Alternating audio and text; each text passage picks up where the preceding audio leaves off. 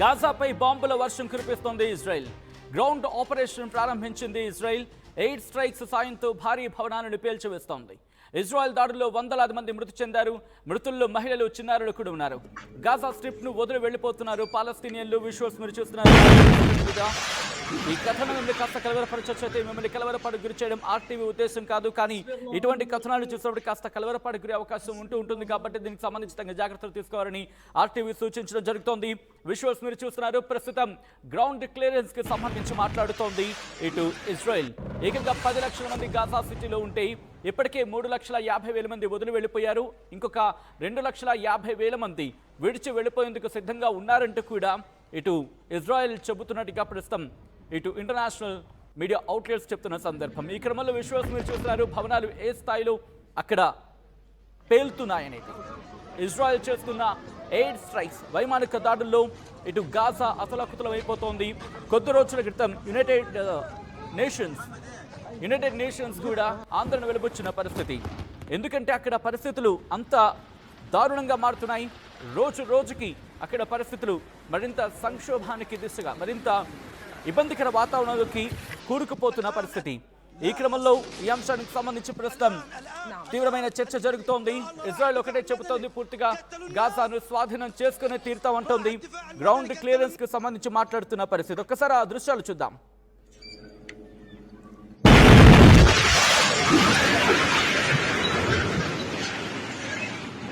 حسبي الله ونعم الوكيل حسبي الله ونعم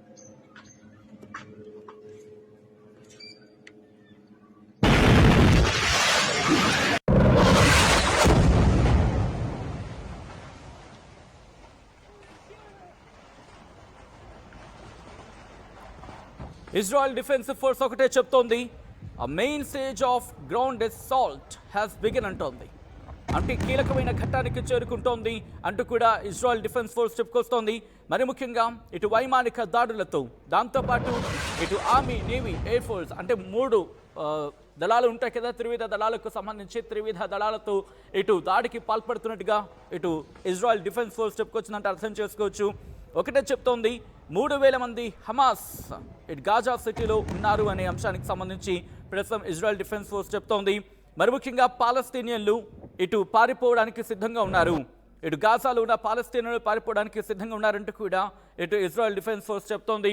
ఒకటే చెప్పడం జరుగుతోంది, ఎప్పటి నుంచో గ్రౌండ్ అసాల్ట్కి సంబంధించి అంటే పూర్తిగా గాజా ప్రాంతాన్ని తమ ఆధీనంలోకి తీసుకుంటామని చెప్పి ఇజ్రాయెల్ చెబుతున్న నేపథ్యంలో గత కొన్ని రోజులుగా జరుగుతున్న పరిణామాలకు ఇప్పుడు మరింత ఆజ్యం పోసినట్టయింది. కొన్ని రోజులుగా జరుగుతున్న పరిణామాలకు సంబంధించి మాట్లాడుకుంటున్న క్రమంలో ఇప్పటికీ కొంతమంది పారిపోయారు, మరి కొంతమంది పారిపోవడానికి సిద్ధంగా ఉన్నారు. 10 లక్షల మంది ఆ ప్రాంతంలో ఉన్నారంటూ కూడా ఇటు చెప్పిన నేపథ్యం ఇజ్రాయెల్ డిఫెన్స్ ఫోర్స్ సంబంధించి. దీంట్లో 3,50,000 మంది ఇప్పటికీ పారిపోయారు. ఇంకొక 2,00,000 మంది పారిపోవడానికి సిద్ధంగా ఉండారంటూ కూడా ఇటు ఇజ్రాయెల్ చెప్తుంటే అర్థం చేసుకోవచ్చు. పూర్తిగా ఇటు హమాస్ని క్లియర్ చేసి గాజాని స్వాధీనం చేసుకుంటామంటోంది ఇజ్రాయెల్. ఈ నేపథ్యంలో ఒక్కసారి ఆ దృశ్యాలను చూద్దాం.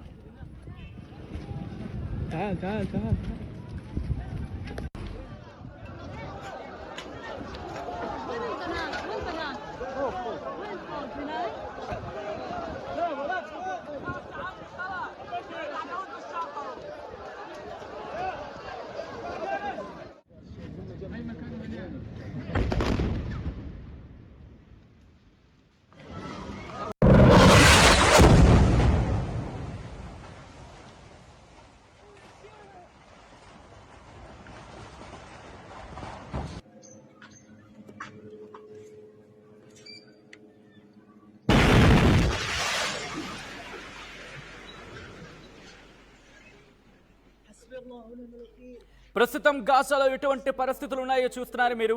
పూర్తిగా విధ్వంసం జరుగుతోంది. ఇదే అంశానికి సంబంధించి ఆందోళన వెలుబుచ్చుతోంది యునైటెడ్ నేషన్స్. ఐక్యరాజ్య సమితి ఒక అలారం ఇచ్చిందంటే అర్థం చేసుకోవచ్చు. ఏమంటోంది United Nations Commission of Inquiry? ఒకటే మాట అంటోంది, Israel had committed genocide in Gaza. Israel called that assessment scandalous and fake అంటోంది. సో మీరు చూడొచ్చు, United Nations Secretary General Antonio Guterres కూడా ఒకటే అంటున్నారు, గాజాలో ఏం జరుగుతోందో అది హరెండస్ అంటున్నారు ఆయన. అలాగే ఆ యుద్ధానికి సంబంధించి Palestinian territory was morally, politically and legally intolerable అంటూ కూడా చెప్తున్నట్టు అర్థం చేసుకోవచ్చు. ప్రస్తుతం గాజాను మాత్రం విడిచిపెట్టేదే లేదంటోంది ఇజ్రాయెల్. వైమానిక దాడులకు పాల్పడుతున్న పరిస్థితి, ఏకంగా ఐరన్ అంటే ఇనుప గుళ్లతో, ఒక విధంగా చెప్పాలంటే పెద్ద పెద్ద ఇనుప గుళ్లతో ఇటు ధ్వంసానికి పాల్పడుతున్న విజువల్స్ మీరు చూడొచ్చు. దాడి జరిగిన తర్వాత అక్కడ ఆ పరిస్థితులు ఒకటే చెప్తోంది ఇజ్రాయెల్. అక్కడ ఉన్నది హమాస్ నేతలు, హమాస్కి ఆశ్రయం కల్పించేలా అక్కడ ఏర్పాట్లు, భవనాలు ఉన్నాయి తప్ప, మరి ముఖ్యంగా ఆ ప్రాంతానికి సంబంధించి మాట్లాడుకున్న క్రమంలో అది పూర్తిగా హమాస్కి సంబంధించిన కీలక నేతలు ఉన్నారు తప్ప అక్కడ ఉన్నది ప్రజలు కాదు. ప్రజలు కూడా ఆల్రెడీ మేము ఎప్పుడో చెప్పాం, హమాస్కి కనుక ఆశ్రయం కల్పిస్తే ఆ ప్రాంతాలను మేము పూర్తిగా ధ్వంసం చేస్తామని చెప్పి వాళ్ళు అదే పాల్పడుతున్నారు. అందుకే మేము హమాస్ నేతలే టార్గెట్గా భవనాల మీదకి దాడులకు పాల్పడుతున్నాం తప్ప అక్కడ సామాన్య ప్రజలు మాకు లక్ష్యం కాదు అంటూ తనను తాను సమర్థించుకుంటోంది ఇటు ఇజ్రాయెల్. బట్ ఇప్పుడు పరిస్థితులు మారిపోతున్నాయి. యునైటెడ్ నేషన్స్ ఆందోళన వెలుబుచ్చుతోంది. జరుగుతున్న దాడులని చాలా దారుణమైన దాడులు అంటూ పేర్కొందంటే అర్థం చేసుకోవచ్చు. ప్రస్తుత పరిణామాలు చూస్తూ ఉంటే కనుక రోజు రోజుకి పరిస్థితులు మరింత దిగజారిపోతున్నాయా ఇటు గాజాలో అంటే అటువంటి మాట వినిపిస్తోంది. గాజా స్ట్రిప్, మరి ముఖ్యంగా పాలస్తీనియన్లు, ఒక సుమారుగా 10 లక్షల మంది పాలస్తీనులు ఉంటే దాంట్లో 3,50,000 పైచిలుకు మంది ఇప్పటికే పారిపోయారు. ఇంకొక 2 లక్షల పైచిలుకు మంది పారిపోయేందుకు సిద్ధంగా ఉన్నారంటూ ఇజ్రాయెల్ డిఫెన్స్ ఫోర్స్ చెప్తున్న క్రమం. విజువల్స్ మీరు చూస్తున్నారు. అక్కడ విధ్వంసం మాత్రమే అక్కడ ఇప్పుడు ప్రస్తుతం కనిపిస్తుందంటే అర్థం చేసుకోవచ్చు. పాలస్తీనియన్ లోకల్ హెల్త్ అథారిటీస్ ఏం చెప్తున్నాయంటే ఇజ్రాయెల్ స్ట్రైక్ ఒక వెహికల్ని హిట్ చేసింది. మరి ముఖ్యంగా నిరాశ్రయులను తీసుకువెళ్తున్న వాహనం మీద దాడికి పాల్పడింది. అది కూడా ఇటు దక్షిణ కోస్తా ప్రాంతానికి సంబంధించి, దక్షిణ కోస్తాలో ఉన్న ఆ రోడ్డు మీద గాజా సిటీ మీద దాడికి పాల్పడింది. ఈ క్రమంలో 100 మంది చనిపోయారంటూ, గాజా సిటీలో 100 మంది దుర్మరణం పాలయ్యారంటూ ఇటు పాలస్తీనియన్కి సంబంధించి లోకల్ హెల్త్ అథారిటీస్ చెబుతున్నమాట. దాంతోపాటు ఇజ్రాయెల్ మిలిటరీ ఈ అంశానికి సంబంధించి వెంటనే కమెంట్ చేయలేదు. బట్ జరుగుతున్న పరిణామ క్రమానికి సంబంధించి మాట్లాడుకునే క్రమంలో అబూ మొహమ్మద్ హమాద్, మరి ముఖ్యంగా ఈ నేతలకు సంబంధించి మాట్లాడుకునే క్రమంలో ఒకటి చెప్పడం జరుగుతోంది. కొంతమంది తమ కుటుంబ సభ్యులను కోల్పోయాం, మరికొంతమంది గాయాల పాలయ్యారంటూ కూడా చెబుతూనే తమ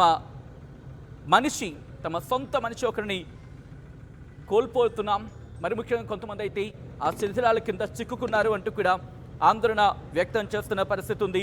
అమెరికాకు ఇటు ఇజ్రాయెల్కు మధ్య కొన్ని రోజులుగా, ఇంకా చెప్పాలంటే 2-3 రోజులుగా, ఇంకా చెప్పాలి అంటే దాదాపు గత 2-3 వారాలుగా ఇటు చర్చలు జరుగుతూనే ఉన్నాయి. ఇప్పటికే 2 సార్లు అమెరికా అధ్యక్షుడు డొనాల్డ్ ట్రంప్ని కలవడం జరిగింది ఇజ్రాయెల్ ప్రధాని బెంజమిన్ నెతన్యాహు. ఈ క్రమంలో ఇటు అమెరికాకు అలాగే ఇజ్రాయెల్కి మధ్య జరుగుతున్న పరిణామ క్రమాల గురించి మాట్లాడుకుంటున్న క్రమంలో ఈ దాడులు మరింత వేగవంతమయ్యే అవకాశం ఉంది అంటూ చర్చ జరుగుతోంది. మీరు చూడొచ్చు, గత కొద్ది రోజులుగా ఇటు అమెరికా అధ్యక్షుడు ట్రంప్ ఒకటే చెప్తున్నాడు, ఆ ప్రాంతాన్ని పూర్తిగా స్వాధీనం చేసుకుంటాం, ఆ ప్రాంతాన్ని పూర్తిగా ఇటు హమాస్ ఫ్రీ కంట్రీగా మార్చేస్తాం, మొత్తం అక్కడ విడిచి వెళ్ళిపోండి అంటూ కూడా అర్థం వచ్చేలా అమెరికా అధ్యక్షుడు డొనాల్డ్ ట్రంప్ చేసిన వ్యాఖ్యలకు ఇప్పుడు మరింత బలం చేకూర్చేలా ఉన్నాయి ఇటు ఇజ్రాయెల్ దాడులకు సంబంధించి పూర్తి స్థాయిలో పరిస్థితి అంటే ఏ స్థాయికి వెళ్ళిపోతుందో చూడొచ్చు. ఒకసారి ఆ దాడికి సంబంధించిన దృశ్యాన్ని చూద్దాం. ఈ కథనం మిమ్మల్ని కాస్త కలవరపరచొచ్చు, అయితే మిమ్మల్ని కలవరపడ గురి చేయడం ఆర్టీవీ ఉద్దేశం కాదు, కానీ ఇటువంటి కథనాలు చూసినప్పుడు కాస్త కలవరపడ గురి అవకాశం ఉంటుంది కాబట్టి దీనికి సంబంధించి తగిన జాగ్రత్తలు తీసుకోవాలని ఆర్టీవీ సూచించడం జరుగుతోంది. This is are disturbing content, viewer description is advised. ఒకసారి ఆ దృశ్యాలను చూద్దాం.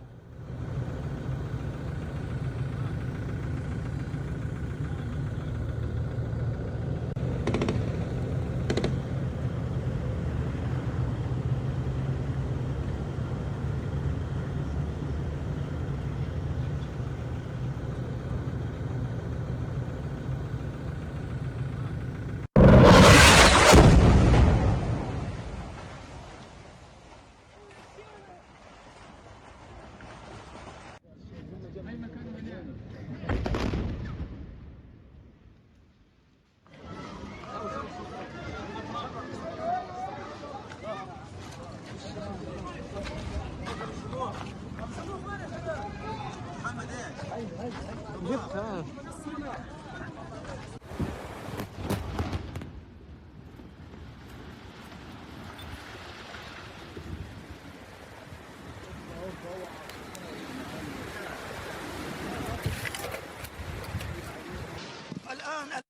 لا حصر الآن خليك يا الله راح الدفاع المدني దృశ్యాలు మీరు చూడొచ్చు. ఎక్కడ చూసినా గాజా వ్యాప్తంగా ఆహాకారాలే. ఆకలితో అలమటిస్తున్న పాలస్తీనియన్లకు ఇప్పుడు ఇది అంటూ ఉంటారు కదా, మునిగే నక్క మీద తాటికాయ పడ్డ చందంగా మారింది ప్రస్తుతం అక్కడ పరిస్థితి. మహిళలు, చిన్నారులు, వీళ్ల మీద దాడి జరుగుతున్న క్రమం.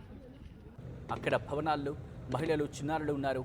నిరాశ్రయులను తరలిస్తున్న పరిస్థితి అయినప్పటికీ అక్కడి దాడులకు పాల్పడుతున్నారంటూ కూడా వాళ్ళు ఆందోళన వెలుబుచ్చుతున్న పరిస్థితి ఉంది. మరి ముఖ్యంగా ఖాన్ యూనిస్ నగరం, అక్కడ ఆ ప్రాంతంలో దాదాపుగా మనకి నిరాశ్రయులు మరి ముఖ్యంగా అక్కడ గుడారాలు వేసుకొని నివసించే క్రమం. అక్కడ దాదాపుగా అక్కడి నుంచి రఫా సరిహద్దు అంటే ఈజిప్ట్ వైపు వస్తున్న క్రమం. ఆ ప్రాంతంలో ప్రస్తుతం ఎటువంటి దుస్థితి నెలకొందో మీరు చూడొచ్చు. ఒకనొక క్రమంలో మానవీయ సాయం అందించేందుకు రఫా సరిహద్దుకు సంబంధించి మాట్లాడుకున్న క్రమంలో అక్కడ కూడా వెళ్ళాలంటే, ఆ ప్రాంతం గుండా కూడా వెళ్ళాలంటే ఇజ్రాయెల్ డిఫెన్స్ ఫోర్స్కి సంబంధించి పర్మిషన్ తీసుకోవాల్సి వచ్చిన పరిస్థితి. ఇప్పుడు పూర్తిగా ఆ ప్రాంతం బాంబుల మోతతో మారుమోగిపోతోంది. ఇప్పటికీ ఆకలి కేకలు వినిపించిన ఆ ప్రాంతం ఇప్పుడు ఆహాకారాలతో మారుమోగిపోతోంది. గాజాపై బాంబుల వర్షం కురిపిస్తోంది ఇజ్రాయెల్ డిఫెన్స్ ఫోర్స్. ఎలాగైనా పూర్తిగా ఆ గ్రౌండ్ని ఒక విధంగా చెప్పాలంటే అసాల్ట్ అంటే పూర్తిగా ప్రాంతం మీద దాడి చేస్తాం అని చెప్పడం ఇజ్రాయెల్ డిఫెన్స్ ఫోర్స్